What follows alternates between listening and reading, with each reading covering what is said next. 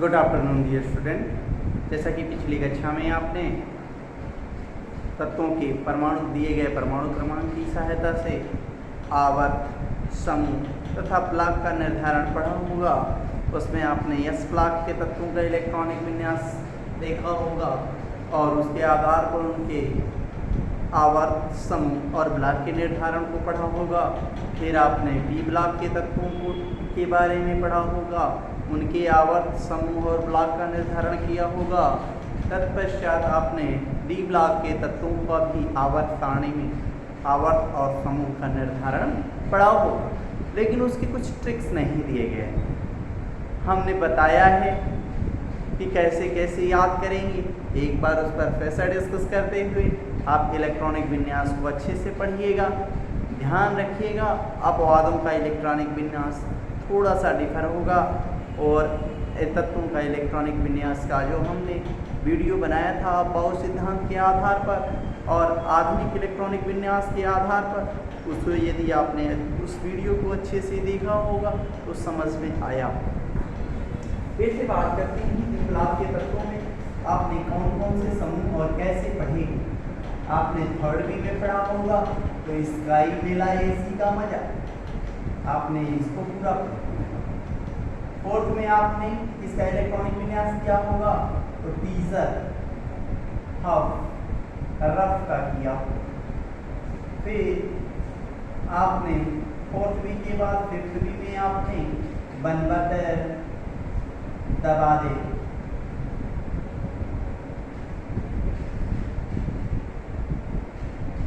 बनबत दबा दे टीवी आपका होता है तो टी ए होगा।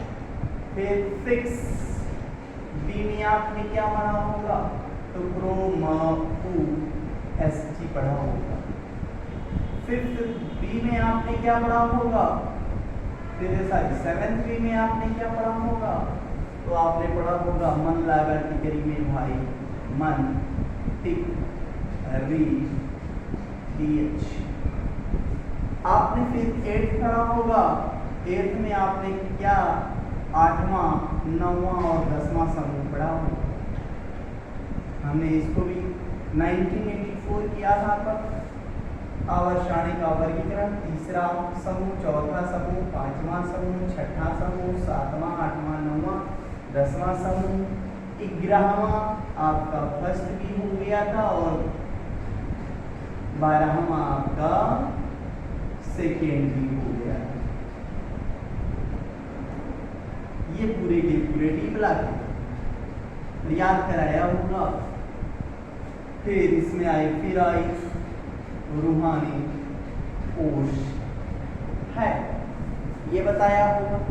फिर आपको बताया गया होगा तो रह इर मत पढ़ाया गया होगा। फिर आपको निखिल पढ़ता रहे पीटता रहे डीएस खाता रहे बताया गया होगा। और आपने इसके बाद इसमें कुत्ता आगे आओ राजी आपने पढ़ा होगा। फिर जानू किधर हज को जाओगी तो सेंटर में ये आपने पढ़े होंगे। पहले में आपने 21 से लेकर 30 तक के तत्वों को देखा होगा तो इसे बोलते हैं हम first transition series. First transition series इसमें 39 से लेकर 48 तक के तत्वों को जगह दी गई। इसको आपने बोला है सेकेंड ट्रांजिशन सीरीज। फिर यहाँ देखिए 56 के बाद सीधे आप 72 पे आ जाओगे। 56 के बाद के तत्वों को हमने कहाँ रखा है तो यह ब्लॉक, अभी हम आपको पढ़ाएंगे। इसको बोला गया थर्ड ट्रांजिशन सीरीज। यहाँ पर देखिए 72, 73, 74, 75, 76, 78, 79 और मरकरी का होता है यस। यहाँ देखिए 89, 89 के बाद 90 आना चाहिए, तो 89 के बाद के तत्वों को हमने यह ब्लॉक के तत्वों में रखा है और यहाँ पर आया है 104, मतलब सोडियम हो गया है। और कहाँ तक रखा है? 104, 105, 106, 107, 108, 109, 110, 111 और 112। ये आपने तत्वों को ऐसे वर्गीकृत किया होगा। लास्ट वाले को फोर्थ ट्रांजिशन श्रेणी बोलते हैं। फोर्थ ट्रांजिशन तो प्रथम संक्रमण श्रेणी, द्वितीय संक्रमण श्रेणी, तृतीय संक्रमण श्रेणी और चतुर्थ संक्रमण श्रेणी क्या है तो आप बता पाएंगे, ये हमने नहीं बताया था। इलेक्ट्रॉनिक विन्यास करके आप तत्वों का आवर्त समूह और ब्लॉक का निर्धारण करना पढ़ चुके हैं। अब बात करते हैं यह ब्लॉक। तो यह ब्लॉक के तत्वों का इलेक्ट्रॉनिक विन्यास करना होगा तो कैसे करोगे? फिर मैं कह रहा हूँ इसमें आप अपवादों को ध्यान रख के करिएगा। आवर्त सारणी में तत्वों का जो वर्गीकरण है एकदम सही तरह से किया गया है और आपको जो इलेक्ट्रॉनिक विन्यास करना है वो अपवाओं के सिद्धांत के अनुसार ही करना है। आराम से करेंगे, कहीं कोई गलती नहीं होगी, केवल अपवादों में थोड़ी सी विसंगतियाँ दिखने को मिलेंगी। बार बार कह रहे हैं अपवादों को ध्यान में रख के वर्गीकरण करिएगा। अब बात करते हैं यह ब्लॉक।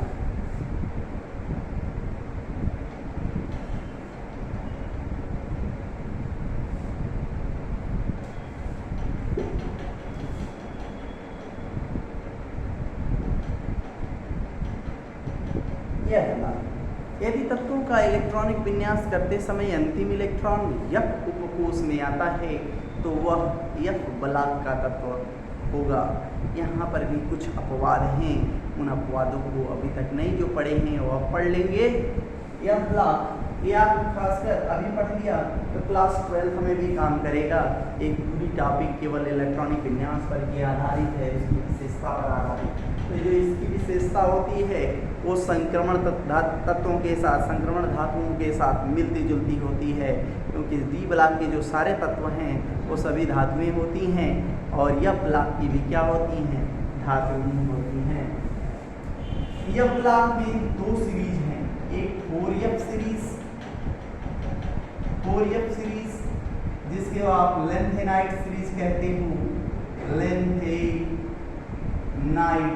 श्रेणी। यदि आपका इलेक्ट्रॉन 4F में आता है, अंतिम इलेक्ट्रॉन 4F1 से लेकर 14 तक आता है तो किस श्रेणी का होगा? लेंथेनाइड श्रेणी का होगा। और लेंथेनाइड श्रेणी के तत्वों को हम रेयर अर्थ मेटल कहते हैं। रेयर अर्थ मेटल, दुर्लभ मृदा धातु, दुर्लभ मृदा धातु। लेकिन ये कहना गलत है, अब यह मोनाजाइट सैंड में बहुत अधिक मात्रा में पाया जाता है। लेंथेनाइड श्रेणी ये तत्व हो गया। अब कहता है दूसरा है 5F सीरीज। यदि इलेक्ट्रॉनिक विन्यास करते समय अंतिम इलेक्ट्रॉन 5F1 से लेकर 14 तक भरा जाता है, 5F 14 तक भरा जाता है तो यह हो जाएगा एक्टिनाइड श्रेणी।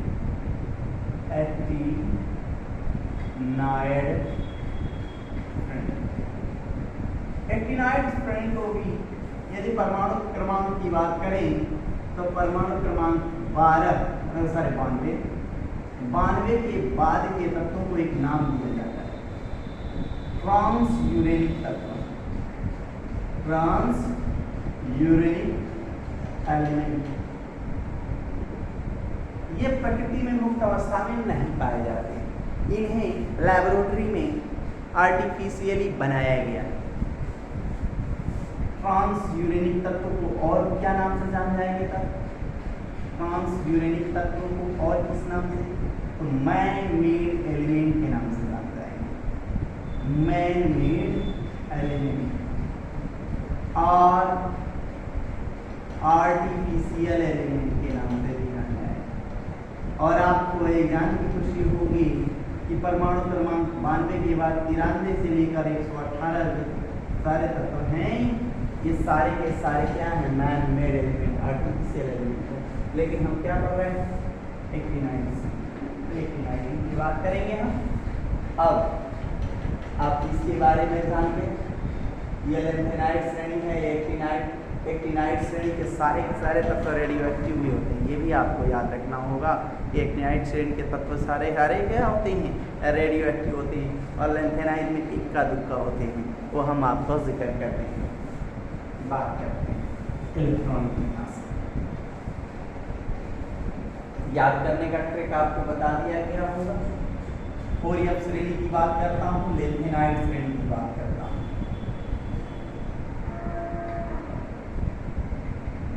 लैंथेनाइड श्रेणी को याद करने का तरीका बताया था, साक्टी पर नादे पैमाना समझ यूना ज़्यादा तड़पाना दिखता है अरमान तमन्ना अभी लूट कर ले जाओ।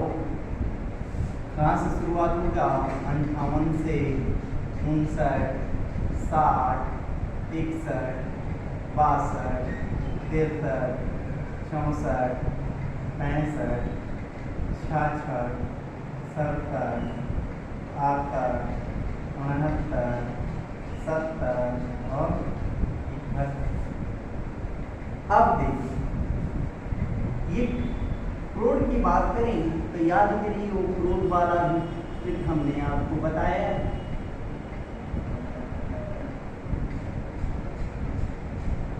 4S, 4P, 4D, 4F, 5S, 5P, 5D, 5F, 6S, 6P, 6D, 7S, 7P। ये आपको काटना हमने बता दिया है, बार बार कहते हैं, यदि आता रहेगा तो लंबा वाला भी कर लेंगे। कहता है कि सर देखिए 5P तक भर जाएगा तो जेनान भर जाएगा। कौन भर जाएगा, जेनान, चौवन भर जाएगा। तो हमारा 58 है ना, 58 है तो कहाँ तक भर गया है, 5P6 तक भर गया। तो हम जेनान लिख देते हैं और अंडरस्टूड हो जाएगा कि 5P तक भर गया। अब नंबर आएगा किसका, 6S का। 6S के बाद आएगा 4F का। 4F के बाद जिक्र आएगा किसका, 5। इलेक्ट्रॉनिक विन्यास करते समय अंतिम इलेक्ट्रॉन देखिए किसमें आएगा, तो इसमें आ गया। कह रहा है कि सर एक इसमें भी आएगा, एक इसमें भी आएगा। यही आपका इलेक्ट्रॉनिक विन्यास। पहले किसमें क्यों इसमें रख दिया, ये आपको इससे पहले की बात करेंगे, हम लैंथेनम की बात करेंगे। देखिए लैंथेनाइड श्रेणी बात कर रहे हैं हम, लैंथेनाइड की बात कर रहे हैं। 54 हो गया, 54 2 56, 1 57, 1 58। कैसे हमने इसको ले लिया भैया कि आप कह रहे हैं लैंथेनाइड श्रेणी की बात कर रहे हैं और 5P को क्यों बता रहे हैं, उच्चतम ऊर्जा स्तर का। तो मैंने अभी कहा कुछ बातों को ध्यान में रखना। लैंथेनाइड श्रेणी लैंथेनम के बाद के तत्व है, और लैंथेनम का इलेक्ट्रॉनिक विन्यास क्या होता है जानिए। ज़ेनान होता है, 6S2 होता है, 4F0 होता है, 5D1 होता है। यह बात की श्रेणी में जाएगा। अब देखिए जब 57 के लिए D1 भरा गया है तो 58 में तुरंत तो हटा नहीं सकते ना। आप यहाँ से कह रहे हैं कि ये 4F में भरना शुरू हो जाएगा सीरियम से, क्योंकि यह प्लाक का तत्व है और 4F सीरीज का तत्व है। तो अंतिम इलेक्ट्रॉन किस में रखा गया, तो सीरियम में रख दिया। सीरियम में रखते ही आपका इलेक्ट्रॉनिक विन्यास क्या हो गया, ज़ेनान 6S2 4F1 और 5D1। आपके यहाँ पर केवल इतनी बातें ध्यान में रखनी है। इसके बाद एक बार आपको ये पहला याद हो गया तो इसके बाद करना आसान हो जाएगा। अब ध्यान दीजिएगा, कहता है कि सर जी जब है कि भरना की कोई आवश्यकता ही नहीं है, कहेंगे वही तो भाई ये खाली है, न्यूनतम ऊर्जा स्तर ही खाली है, तो इसी में डालिए। अब उसको खाली कर दूंगा मैं, 6S2 4F3 कर दूंगा, 5D0 कर दूंगा। ध्यान दीजिए कैसे हो गया, 4F1 5D1 है ना, 2 इलेक्ट्रॉन ऑलरेडी थे। अब 58 के बाद 59 हुआ तो एक बढ़ गया, तो 1 2 और 1 3 तीनों हमने किस में डाल दिया, 4f में डाल दिया, ना कि 5d में। 5d क्या कर दिया हमने, 0। अब आसानी से करना सीख जाएंगे। Xenon 6s2 4f4 5d 0, इसमें चले जाएंगे तो 4f5 5d 0, इसमें चले जाएंगे 4f6 5d 0, फिर 4f7 5d 0। दिमाग का बत्ती जला लीजिएगा। याद करिए, हमने ही बताया होगा कि अर्धपूर्ति उपकोष या पूर्ण पूर्ति उपकोष ज्यादा स्थायी होते हैं। 1 2 3 4 5 6 1 7। जब अर्धपूर्ति हो गया तो यह स्थायित्व को रखना चाहता है। अब अगला इलेक्ट्रॉन उसमें डी में डाल देना होगा। यहाँ पर देखेंगे 4f7 ही रह जाएगा, 5d 1 हो जाएगा। तो ये फिर से रॉन्ग होने लगा, d1 हो गया। कह रहा है कि जब आखिरी अब डालेंगे तो d2 हो जाएगा, तो गलत हो जाएगा, तो पूरा का पूरा रिकवर कर लेगा। देखिए ध्यान से, यहाँ के बाद यहाँ पर ध्यान देना, 4f9 हो जाएगा, 5d 0। तो कैसे सर, 7 और 1 8 हो गया, एक और बढ़ गया 9 हो गया, तो 4f8 नहीं संभव होता है यहाँ पे। ये बात का ध्यान रखेंगे। 4f10 5d 0, फिर 4f11 5d 0, 4f12 5d 0, 4f13 5d 0, 4f14 5d 0। अब देखिए फिर से पूर्ण पूर्ति उपकोष हो गया, पूरा भर गया। तो आप क्या करोगे, ध्यान देना। अब अगले उपकोष में इलेक्ट्रॉन को ट्रांसफर करना होगा। 4f14 5d 1। देखिए ये वाली सीरीज यहाँ वाली की बात आ गया। 4f0 था, 5d 1 था ना, आ गया। अब 57 की बात किसका नंबर आता है, 72 का। डी ब्लॉक के तत्वों में वो है कौन सा, तो HF का इलेक्ट्रॉनिक विन्यास होता है 4f14 5d 0। देखेंगे इलेक्ट्रॉनिक विन्यास करना आपको आ जाएगा। एक लेंथेनम वाले को ये पूरा का पूरा ये डी ब्लॉक का है और ये डी ब्लॉक का है, और बाकी सब किसके हैं, यह ब्लॉक को भी बस 4f सीरीज आपने करना सीखा।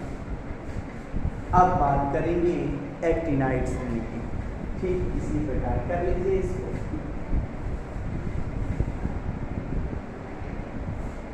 वीडियो को रोक के दोबारा कर लीजिए।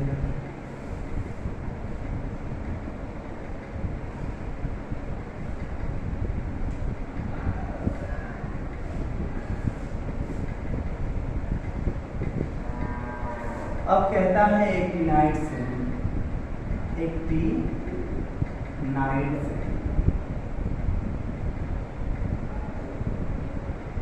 तो इसको याद करने का एक हा पा उ न पाऊ आम कम बर्बाद करो सफर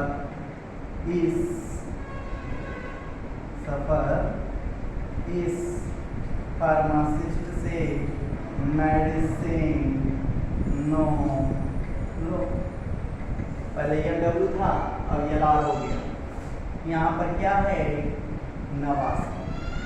ये तो डी ब्लॉक के तत्वों में जाएगा, और इसके बाद HF आएगा, ये भी किसमें आएगा, डी ब्लॉक।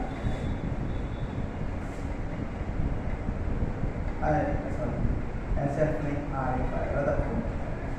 अब बात करते हैं इलेक्ट्रॉनिक विन्यास की। तो 89 है ना, 89 के पास कोई आखिरी गैस है क्या, तो याद करिए, बताया गया होगा 6p भर जाएगा तो आर्यन भर जाएगा, रेडॉन भर जाएगा, 86 होता है। तो इसके बाद आपको क्या उठाना होगा, 7s उठाना होगा, पेज 5 देखिए, रेडॉन 86 हो गया। इसके बाद किसको इलेक्ट्रॉनिक विन्यास में उठाएंगे, 7s के बाद किसको उठाएंगे, 5f के बाद किसको उठाएंगे, 6d, ये उठाएंगे। कंडीशन देखिए, 2 रख दिया, 0 रख दिया, इसमें 1 रख दिया। ये डी ब्लॉक का तत्व है, अंतिम इलेक्ट्रॉन डी ग्लूकोज में जाता है या में नहीं जाता है, तो टेट्रियम किस ब्लॉक में हो जाएगा, डी ब्लॉक का हो जाएगा। लेकिन आपको पहले देखा कि आपने 5f भरा ही नहीं सर, 6d भर दिया। ऊर्जा स्तर का आपने क्रम जो बताया उसमें पहले 5f भरना चाहिए था, फिर 6d, तो देखा है आपने। अब वार्षिक श्रेणी में चला जाएगा। अब देखिए 90, 91, 92, 93, 94, 95, 96, 97, 98, 99 सेंचुरी, 101, 102 और 103, 104, 104 की ब्लॉक का तत्व हमको 103 तक पढ़ना है। कहाँ से कहाँ तक, 90 से 100। आपको ये भी बताया यहाँ के बाद वाले क्या है, आर्टिफिशियल, यहाँ तक क्या है, नेचुरल, यहाँ तक नेचुरल है, बाद में तक यूरेनियम पाया जाता है जिससे परमाणु बम बनता है। देखिए आर्यन 7s2 5f0 6d2, ये अपवाद है, याद रखिएगा।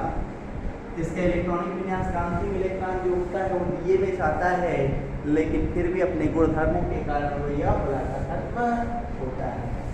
फिर आते हैं इस पर, आर्यन 7s2 5f, शुरुआत कर देते हैं यहाँ से भरना, तो क्या हो जाएगा, 5f2 6d1 करेंगे। क्या करेंगे, 6d1 कर देंगे। फिर आर्यन 7s2 5f3 6d1, यहाँ तक में जो नेचुरल है वो नेचुरल फिनोमेनन के आधार पर आप इलेक्ट्रॉनिक विन्यास किए होंगे। इसके बाद आपको ध्यान रखना है कि जैसे ही आपने 3 लिखा, d1 लिखा, फिर इसके बाद 4 वाले को भी पूरा उसी तरह लिखा जाएगा, फिर इसके बाद एक जुदा दिया जाएगा। ध्यान दीजिएगा यहाँ पर, आर्यन 7s2 5f4 6d1, एकदम यहाँ तक कोई टेंशन नहीं लेना। अब इसमें का भी इलेक्ट्रॉन इसी में मर्ज हो जाएगा। आर्यन 7s2 5f6 6d0, फिर आप यहाँ जाएंगे 5f7 6d0। फिर ध्यान देना, अर्धपूर्ति उपकोष को प्राप्त कर गया, 5f7 6d1, 5f7 के बाद d2 नहीं होगा, सीधे 9 उठा देना, 6d0, फिर 5f10 6d0, 5f11 6d0, 5f12 6d0, 5f13 6d0, 5f14 6d0। अब देखिए ये भर गया, यह 5f14 6d1, और इसमें जाएंगे तो 5f14 6d2, लगातार तक हो जाएगा। ये है यह ब्लॉक के तत्वों का इलेक्ट्रॉनिक विन्यास। अब छोटी छोटी मगर मोटी बातें भी पढ़ लें। कुछ ऐसे भी नाम हैं जिनको आपको जानना होगा। क्या क्या जानना होगा भैया, ध्यान दीजिएगा। इलेक्ट्रॉनिक विन्यास को करना आपको आ जाएगा, प्रयास करेंगे तब। फर्स्ट, ये समूह को क्षार धातु कहते हैं, एल्कलीन। सेकेंड को क्षारीय मृदा धातु कहते हैं। क्या कहते हैं? Alkaline earth metal. आपका फिफ्थ, ए को निकोजन कहते हैं, निकोजन या निकटीनाइड भी बोलते हैं, क्योंकि उर्वरक बनाए जाते हैं। इनको निकोजन लिखा मिल जाएगा, इनसे उर्वरक मिलते हैं। आपने देखा होगा नाइट्रोजन का और फास्फोरस के उर्वरक होते हैं। 6A को क्या कहते हैं? तो चैल्कोजेन। किसी किसी किताब में कैल्कोजेन, कहीं कहीं चैल्कोजेन भी लिखा होगा। तो पढ़ने के ऊपर है, साइलेंट पे ध्यान दें। अंग्रेजी है भाई, कैल्कोजेन या चैल्कोजेन। वो क्यों सर? क्योंकि अयस्क फॉर्मिंग होते हैं। सारे के सारे अयस्क या तो सल्फाइड होते हैं या ऑक्साइड होते हैं। तो ज़्यादातर ऑक्सीजन परिवार के तत्व हैं, ऑक्सीजन सल्फर इसी में मिलेगा। 7th एक समूह के तत्वों को हैलोजन कहते हैं, क्योंकि ये समुद्र से प्राप्त होते हैं, सी ऑप्टेन होते हैं, ओसीन से प्राप्त किए जाते हैं। हैलोजन का जो स्रोत होता है वो ओसीन होता है, समुद्र होता है। और 0 को तो आप अच्छे से जानते हैं, इनर्ट गैस कहते हैं, इनर्ट गैस कहते हैं, अक्रिय गैस या निष्क्रिय गैस, निष्क्रिय गैस। ये अभी आपको समझना। और डी ब्लॉक के तत्व को आप संक्रमण तत्व कहते हैं, डी ब्लॉक के तत्वों को संक्रमण तत्व कहते हैं। अब इसमें भी आपको याद है, जानू इधर हज हो जाओगे तो सेंटर में आता है सेंटर। ये सारे के सारे संक्रमण तत्व नहीं होते, संक्रमण नहीं, संक्रमण तत्व नहीं। तो क्यों सर? अभी तो आपने डी ब्लॉक है, तो डी ब्लॉक है, तो संक्रमण तत्व इसलिए नहीं कहते हैं क्योंकि इनका जो डी उपकोष होता है वो पूर्ण रूप से भरा होता है। इनका डी उपकोष आंशिक रूप से जिनका भरा होता है, जो यस और पी ब्लॉक के मध्य स्थित होते हैं, वही संक्रमण तत्व कहलाते हैं। और यह ब्लॉक के तत्वों को अभी आपको बताया, यह ब्लॉक के तत्वों को inner transition element, inner transition element, आंतरिक संक्रमण तत्व कहा जाता है, आंतरिक संक्रमण तत्व कहा जाता है।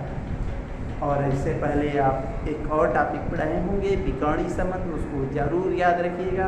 परीक्षा के पॉइंट ऑफ व्यू से बहुत ही ज़्यादा महत्वपूर्ण है। आप पूरा इलेक्ट्रॉनिक विन्यास 118 तत्वों का आप पढ़ चुके हैं। अब पढ़ते हैं कुछ नई बातें। परमाणु क्रमांक 100 से ऊपर के तत्वों का IUPAC नामकरण कैसे किया जाता है?